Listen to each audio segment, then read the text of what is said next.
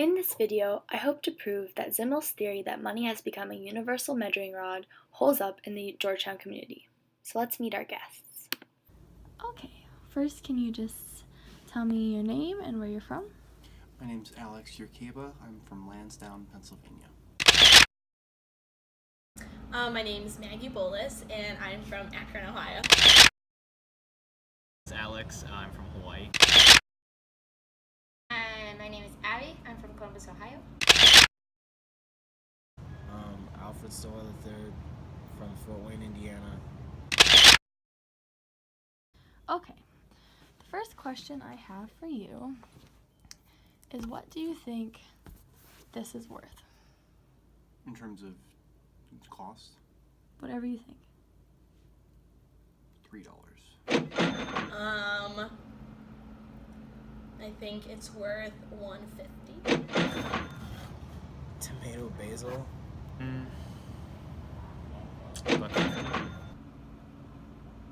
I mean, like a good meal.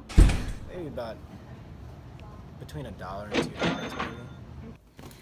And what is this worth? $400. $350. Okay. $500. Your soul. What is this worth? Well, it only costs about $20 to make an iPhone. If you were to take this off and this off, then you could probably retail it for about $35. Oh. Since it has that on there, it's probably worth about $300. As you can see, 4 out of the 5 students answered with a money value, even though the question simply used the word worth, supporting Zimmel's theory that money has become the measuring rod for the value of things, as different as soup and iPhones.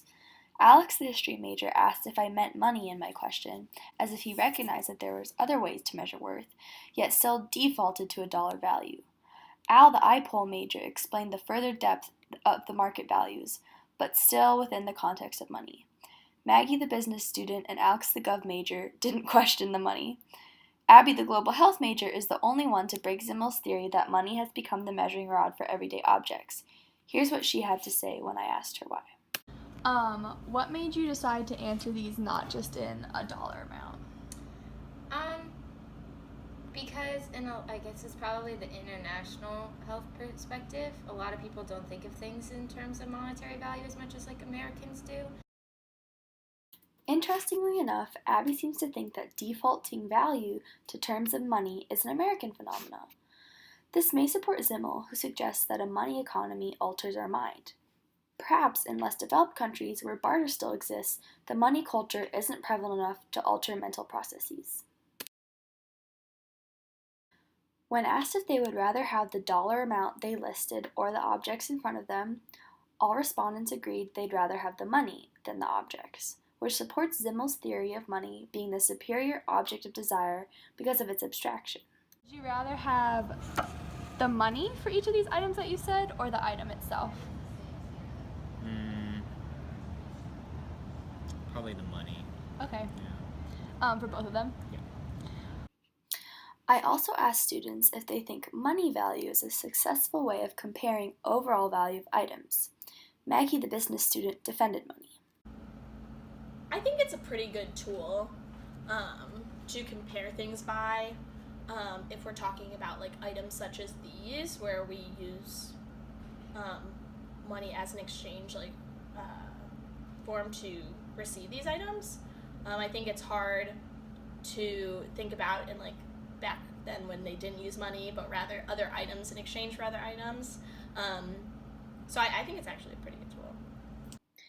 We can see here she even uses Zimmel's direct words. Money is a tool to change one object into another.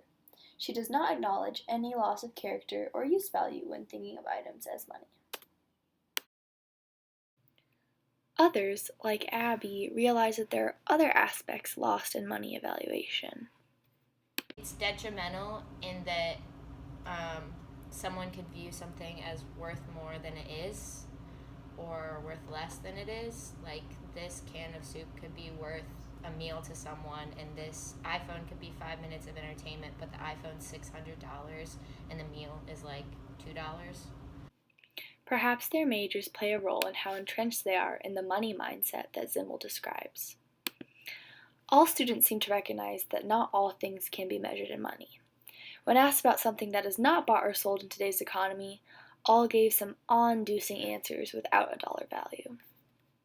And what is my friendship worth? Your friendship is priceless. And what is my friendship worth? The world. Oh, and what is my friendship worth? Everything. Oh. And what is my friendship worth? I wouldn't quantify that in money. Okay, and what is my friendship worth? Priceless.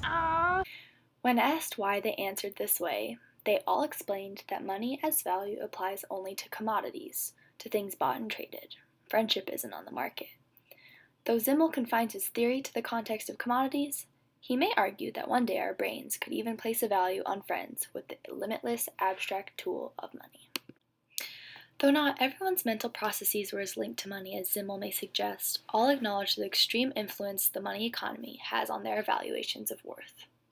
Thanks for watching! To me, it's worthless because it's meatless. Okay. And the soup, I don't want that. it doesn't have meat in It it. has no value to me, whatever. I don't even want the money that comes from something that's meatless. I'm a vegetarian, Al. Did you know?